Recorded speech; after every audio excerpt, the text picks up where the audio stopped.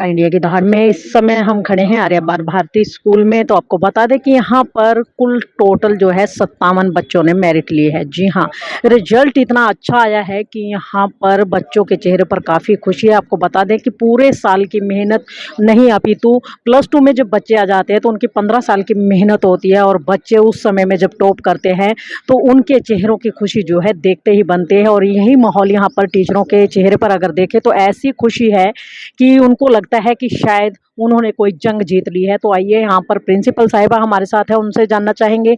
Ma'am, सबसे पहले तो बहुत बहुत मुबारक हो, बहुत से बच्चे मेरिट थैंक लेके यू आए सो मच अपने। मैम। 57 हमारे यहाँ पर मेरिट आई है और ये हिस्ट्री है हमारे स्कूल की। हर साल कोई ना कोई रिकॉर्ड ब्रेक करते हैं, लेकिन इस साल भी हम लोगों ने रिकॉर्ड ब्रेक किया है। और 51 साल से आपकी सेवा में समर्पित है स्कूल।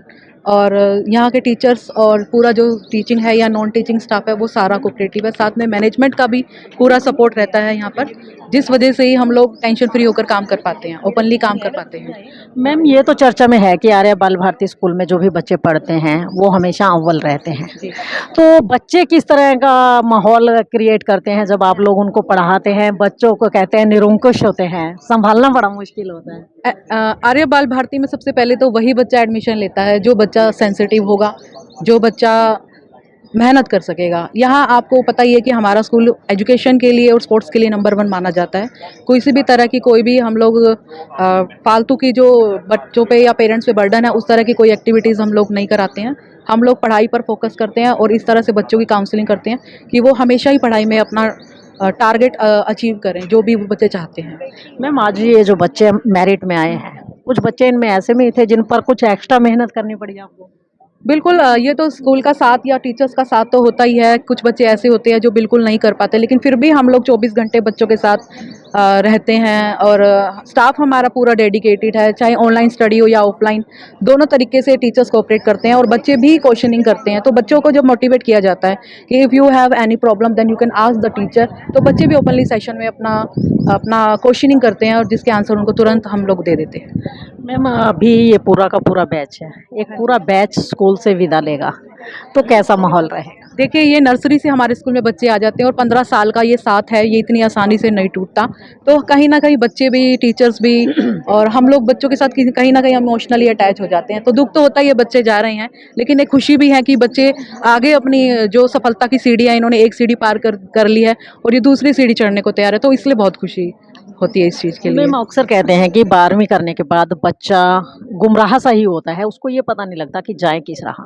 क्या इस तरह की कोई उनको मतलब बातें भी बताई जाती हैं कि आगे आने वाले भविष्य में कॉलेज में एडमिशन लेते समय उनको ज़्यादा सोचना ना पड़े? बिल्कुल मैम, 7th क्लास से हम बच्चों की काउंसलिंग स्टार्ट कर देते हैं कि वो अपने फ्यूचर में उसको कहाँ जाना है। तो हमारी एक स्पेशल काउंसलिंग सेक्शन रहता है, हम लोग असेंबली में बच्चों की काउंसलिंग करते हैं। तो ऐसा आपको हमारे स्कूल में कोई भी बच्चा नहीं मिलेगा जिसको ये ना पता हो कि हमने अपना आगे क्या करना है। तो 11th क्लास में सब्जेक्ट काउंसलिंग भी अलग से की जाती है और अब बच्चों को पहले से ही सेट कर दिया जाता है कि if you want to become a doctor then you can take medical, if you want to become engineer then you have to take non medical. अगर आपको एलएलबी करनी है तो आपको क्या करना पड़ेगा। तो स्पेशल एक काउंसलिंग सेक्शन होता है हमारे यहाँ और हर हफ्ते हमारी काउंसलिंग की क्लासेस होती हैं। तो बच्चे बिल्कुल कोई भी कंफ्यूज नहीं होगा अपने फ्यूचर को लेकर यहाँ पर। मैम, एक बार परिचय और दे दीजिए। मेरा नाम रेखा शर्मा, प्रिंसिपल आर्य बाल भारती स्कूल। तो देखिए, आर्य बाल भारती के प्रिंसिपल जो हैं रेखा शर्मा हमारे साथ थे, जिन्होंने बखूबी बताया कि 7th क्लास से बच्चों की काउंसलिंग शुरू कर दी जाती है, क्योंकि ऑलमोस्ट आज काउंसलिंग के अभाव में बच्चे जो हैं पहले अपनी जो राह चुनने में बड़ी मुश्किल उनको होती थी, जाना किसी राह पर होता था लेकिन पहुंच कहीं और जाते थे। लेकिन आज ऐसा नहीं होता है, खास तौर पर के ऐसे विद्यालयों में जहां पर रेखा शर्मा जैसी मैम हो, तो वहां पर शायद मेरे को नहीं लगता कि बच्चों को कोई दिक्कत आए। तो आइए, बच्चे हमारे साथ मौजूद हैं। जी बेटा, आप क्या कहना चाहेंगे? अभी आपने +2 क्लियर कर लिया, अच्छे मार्क्स भी आए, तो अभी आगे क्या करने का इरादा है? आगे B Com honours. B Com honours. Yes ma'am. तो ये निर्णय अभी आपने लिया या मतलब काउंसलिंग के दौरान आपको ये सब बातें पता लगी थी कि आपके लिए क्या बेटर है क्या नहीं? यस मैम, 10th के बाद जब 11th चूज़ की थी तभी सोच लिया था कि बीकॉम ऑनर्स ही करनी है। तो अब तो 12th हो गया, तो अब देखते हैं कॉलेज में एडमिशन। सीयूटी का पेपर भी अभी दिया है, तो देखते हैं क्लियर होगा या नहीं। अभी तो पूरी उम्मीद है क्लियर नाम होगा। क्या है आपका? निधि। निधि। तो देखिए, जैसा कि नाम निधि, निधि का मतलब होता है खजाना। तो आज ये जो बच्चे यहाँ पर मेरिट लेके आए हैं, मुझे लगता है कि कोई भी ऐसा बच्चा नहीं है जिनके अंदर ज्ञान का खजाना भरा हुआ नहीं है और जिनको ये बताना पड़ेगा कि उनको राह कैसी चुननी है, ऐसा मुझे नहीं लगता है शायद। आइए और बच्चे हैं, उनसे बेटा आप क्या क्या नाम है? चहक। चहक। चहक का मतलब जानते हैं? हाँ जी। मतलब चिड़ियों की तरह चहकना। Yes ma'am. तो अभी आपने +2 क्लियर किया है। हाँ जी। मैं आपसे ये नहीं जानना चाहूँगी कि आगे क्या करेंगे, आपसे ये जानूँगी कि इन 12 सालों में, 12 नहीं बल्कि 15 साल में आपने कौन से स्कूल से, मतलब पहली से और यहाँ तक आए आप? मैं 10th तक तो दूसरे स्कूल में थी, लेकिन +2 11th 12th मैंने यहाँ से करी और 2 साल में बहुत अच्छा एक्सपीरियंस रहा था इस स्कूल में। कि जैसे टीचर्स यहाँ के कोऑपरेटिव हैं, स्टाफ, प्रिंसिपल मैम सब बहुत कोऑपरेटिव हैं और बहुत सपोर्ट करते हैं। तो मुझे 2 सालों में बहुत अच्छा बॉन्ड बन गया और सब टीचर्स की याद भी बहुत आएगी। मतलब 10 साल जो है, 2 साल को मतलब हाँ जी। 2 साल ने 10 साल को पीछे छोड़ दिया। यस मैम, बिल्कुल कह सकते हैं, बिल्कुल। तो देखिए, चहक ने बड़ी अच्छी बात बताई कि 10 साल एक स्कूल में रहने के बाद, लेकिन जब आर्य बाल भारती में आए तो उन्हें ये ज्ञान हुआ कि उन्हें जाना किस ओर है।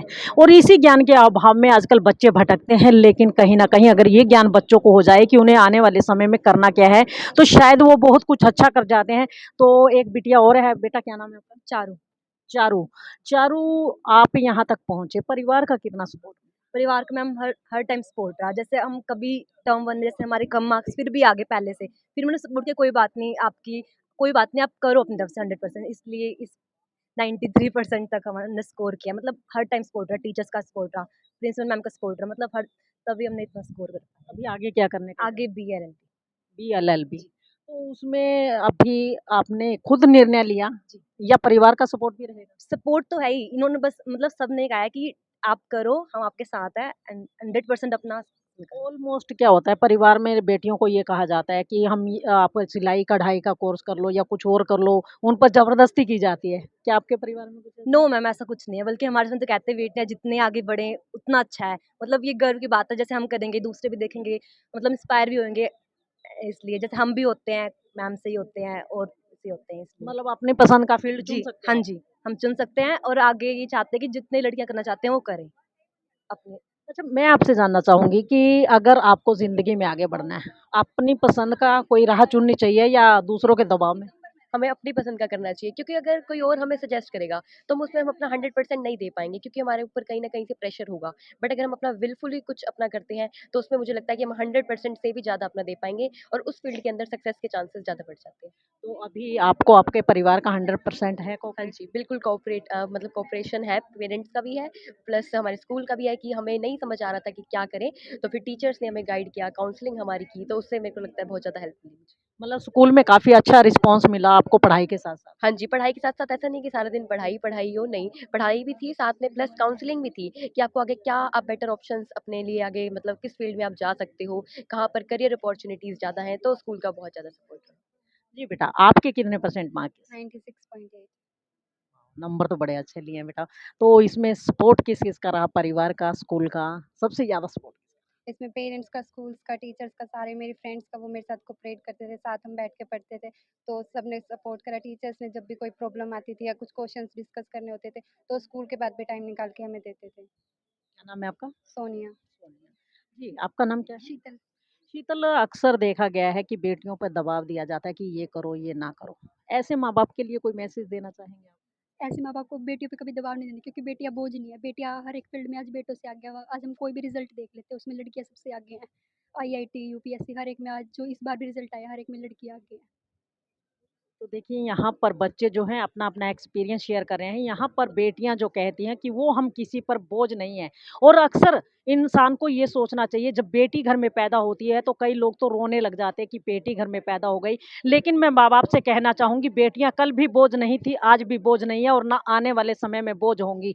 क्योंकि बेटियाँ कहीं न कहीं उन्हीं राहों पर चलती है जो राहें उनको आप दिखाते हो। अगर बेटियों को उनकी पसंद की राह पे जाने के लिए उनको अग्रसर कर दिया जाए, उनको रास्ता दिखा दिया जाए, उनको सपोर्ट कर दिया जाए, तो शायद मैं नहीं मानती कि हिंदुस्तान की कोई भी बेटी ऐसी हो जो ऊँची बुलंदियों को ना छू छू पाए। तो आइए बेटे भी हमारे साथ हैं, क्योंकि आज बेटे और बेटियां कदम के साथ कदम ताल करते हुए आगे बढ़ रहे हैं। जहां एक और बेटियां अग्रसर हो रही हैं, वहीं बेटे भी कम नहीं है। बेटों ने भी कसम खा ली है कि हम भी किसी से कम नहीं हैं, हम भी बराबर का मुकाबला करेंगे। तो आज बच्चे, बेटों और बेटियों में बराबर का मुकाबला है। बेटे हमारे साथ हैं, उनसे भी जानना चाहेंगे आज मेरिट में आए हो तो कैसी खुशी महसूस होती है? ये अलग ही खुशी है। इसी मूवमेंट के लिए हमने इतनी सारी मेहनत की थी और मैं टीचर्स को थैंक्स कहना चाहूँगा।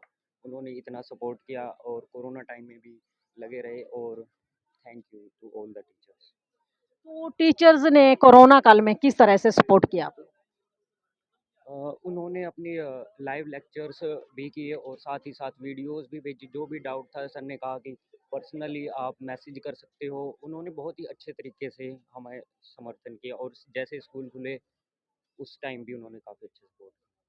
जी बेटा, आप क्या कहना चाहेंगे? सबसे ज़्यादा सपोर्ट किसका रहा? जैसे कि टीचर का सपोर्ट्स था, जैसे तो टीचर्स हमारे को रात को भी हम मैसेज कर दें पूछने के लिए, तो टीचर रात को भी हमारे को बताया करते थे हमारे डाउट्स, तो हमारे को बहुत हेल्प होती थी।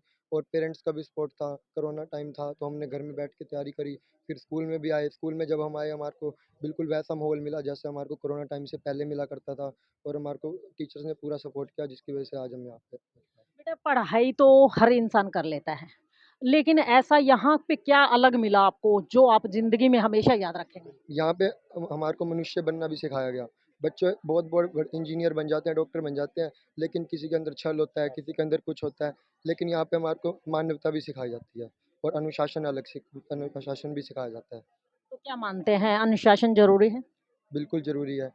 चाहे कोई हो, बड़े से बड़ा अफ़सर हो, चाहे छोटे से छोटा हो, अनुशासन जीवन में ज़रूरी है। क्या नाम है आपका? दिव्य। दिव्या। तो देखिए, जैसा कि नाम दिव्या है, इन्होंने जवाब भी उसी तरीके से दिया है कि अगर अनुशासन नहीं होगा तो राजा क्या प्रजा क्या निरंकुश हो जाएगा, और निरंकुश जब हो जाते हैं सब, तो कहीं न कहीं अनहोनी ही घटती है। अगर अनहोनी से बचना है तो अनुशासन में रहना होगा। तो आइए और बच्चे हमारे साथ हैं। जी बेटा, क्या कहेंगे आप अपनी सफलता को लेकर, किसे श्रेय देंगे?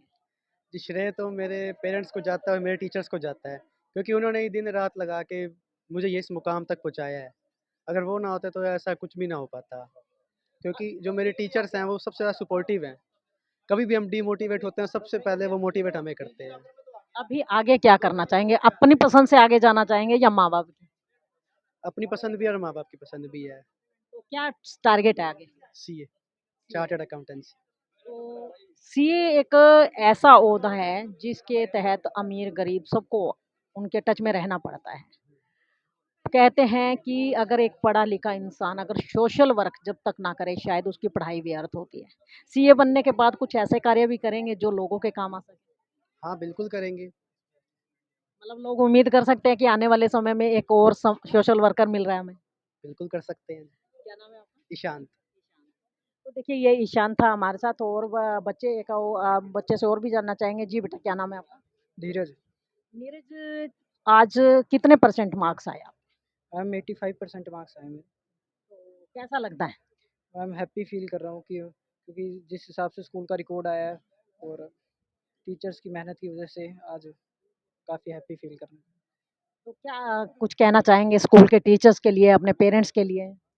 मैं यही कहना चाहूँगा, टीचर्स ने बहुत ज़्यादा हेल्प करा है, पेरेंट्स ने भी बहुत रोल प्ले किया है हेल्प करने में, और बस यही है। जी बेटा, कुछ कहेंगे आप? बहुत अच्छा लगा इस स्कूल में पढ़ के। 8th से स्कूल में आया था। बहुत अच्छा स्कूल का एक्सपीरियंस रहा। टीचर्स ने बहुत हेल्प की। नोट्स वगैरह जो भी माँगते थे उसी टाइम प्रोवाइड कर देते थे। बहुत अच्छा हो रहा। 8th से पहले कहाँ पढ़ते 8th से पहले मैं घरोंडा में पढ़ता था, करनाल थे? डिस्ट्रिक्ट। कुछ कंपैरिज़न करेंगे उस स्कूल में और इसमें? क्या हाँ अंतर जी, रहा? बल्कि पढ़ाई तो देखो हर स्कूल में ही होती है, पर यहाँ पे अनुशासन वगैरह अच्छे से बहुत बढ़िया, जज वगैरह सब कुछ करवाते हैं यहाँ पे। तो अलग से रखा जाता है बच्चों को स्कूल में। पानीपत के ही रहने वाले हैं? नहीं, करनाल डिस्ट्रिक्ट से घरोंडा के। अच्छा, करनाल से आप पानीपत आए हो पढ़ाई के लिए, कुछ विशेष लगा इस स्कूल में? विशेष, मेरे पापा हैं जो वो स्कूल में टीचर हैं, मेरे फादर साहब। तो तो पापा के कहने से आ गए या कुछ आकर्षित हुआ यहाँ का नहीं, माहौल वगैरह? उन्होंने बोला कि स्कूल में जाओ, तो फिर मैं जब यहाँ पे आया उनके साथ तो मेरे को बहुत अच्छा लगा स्कूल। फिर मेरा और कहीं चेंज करने का मन नहीं करा। बहुत अच्छा लगा स्कूल, बहुत क्या नाम अच्छा। है आपका? समर्थ शर्मा। तो देखिए ये समर शर्मा जिनका कहना है कि उनके फादर यहाँ पर नौकरी करते थे, वो पहले घरौंडा में पढ़ते थे, करनाल के रहने वाले हैं, लेकिन जब पिताजी के कहने पर एक बार यहाँ आए तो दोबारा स्कूल छोड़ने का मन ही नहीं किया। तो आइए जगदीश जी हमारे साथ हैं, यहाँ पर वो प्रधानाचार्य हैं जो स्कूल के, उनसे भी जानना चाहेंगे। आज बच्चों में काफ़ी खुशी है, बच्चे खुश हैं और कहीं न कहीं एक ही चीज़ बताई जा रही है कि स्कूल का स्टाफ बड़ा कोऑपरेटिव है। तो आप क्या कहना चाहेंगे इन बच्चों के बारे में? देखिए मैडम, हमारा पूरा स्टाफ विद्यालय की कार्यकारिणी से लेकर निर्देशक महोदय सर दयाचार्य अभय आर्य जी से लेकर प्रिंसिपल मैडम, सभी स्टाफ मेंबर बहुत कोऑपरेटिव हैं। सभी जी जान से, लगन से, मेहनत से शिक्षा देने में अग्रणी पंक्ति के अध्यापकों में है। और आज जो परिणाम आया है उसने ये साबित भी कर दिया कि आर्य बाल भारती का जो परिणाम आया है 12वीं कक्षा का, उसने अपना ही रिकॉर्ड तोड़ दिया। 57 मेरिट इस विद्यालय में आई है। 57 मेरिट आना अपने आप में एक गौरव की बात है। और हमारा विद्यालय जो है एक शिक्षा के साथ साथ संस्कारों का विद्यालय भी है, सामाजिक विद्यालय भी है। आप देखते हैं कि हम सब सामाजिक गांव-गांव में घूमकर सामाजिक काम भी करते हैं, वंचित आदि का काम भी करते हैं, लेकिन पढ़ाई के क्षेत्र में, अनुशासन के क्षेत्र में हम अपने विद्यालय से कतई दूर नहीं हैं, सबसे आगे रहते हैं। और परमपिता परमात्मा की प्रार्थना से करते हैं कि इस विद्यालय में जितने भी अध्यापक हैं, निर्देशक महोदयाचार्य अभय जी हैं, प्रिंसिपल हैं, सभी ने बड़ी मेहनत करवाई, बच्चों ने बड़ी लगन से पढ़ाई की। और इनके अभिभावक का जो विश्वास विद्यालय के प्रति है, आज उस विश्वास को कायम करके दिखा दिया। उसमें हमारे ऊपर से लेकर नीचे तक प्रत्येक व्यक्ति का कहीं न कहीं अहम योगदान है। मैं इन बच्चों को सर दयाचार्य जी की तरफ से हार्दिक शुभकामनाएँ देता हूँ। इनके उज्ज्वल भविष्य की कामना करता हूँ, परमात्मा से प्रार्थना करता हूँ कि जैसे संस्कार, जैसी विद्या इन बच्चों ने यहाँ प्राप्त की है, ये उसी संस्कारों के साथ आगे हमेशा बढ़ते रहें, अपने जीवन में अपने लक्ष्य को प्राप्त करें, उन्नति और तरक्की करें, और इनको यही आशीर्वाद देता हूँ। तो देखिए ये आर्य बाल भारती विद्यालय के उप प्रधानाचार्य जगदीश जी हमारे साथ, जिन्होंने बखूबी बच्चों को बधाई देते हुए उन्होंने कहा कि जो ले यहाँ से शिक्षा और संस्कार लेकर के जा रहे हैं, इन्हीं शिक्षा और संस्कारों के साथ अपनी ज़िंदगी में आगे बढ़ें, अपनी ज़िंदगी के साथ-साथ देश को भी धन्य बनाएँ। क्योंकि संस्कार ही एक ऐसे हैं जो हिंदुस्तान को बाकी दूसरे देशों से अलग-थलग करते हैं। अगर संस्कारहीन हमारे बच्चे हो जाएँगे तो कहीं न कहीं देश का भविष्य कहीं न कहीं कहीं और ही जाकर के टिकेगा, तो इसीलिए संस्कारों का बच्चों में होना ज़रूरी है। और अगर आप भी अपने बच्चों को चाहते हैं कि पढ़ाई के साथ-साथ अच्छे संस्कार मिलें, तो आप भी आर्य बाल भारती में अपने बच्चों को एडमिशन करवाइए, ताकि आपके बच्चे सामाजिक पढ़ाई के साथ-साथ धार्मिक और आत्मिक पढ़ाई है, उसको भी पढ़ सकें और ज़िंदगी में बहुत आगे बढ़ सकें। इंडिया की दहाड़ के लिए रमा देवी, पानीपत।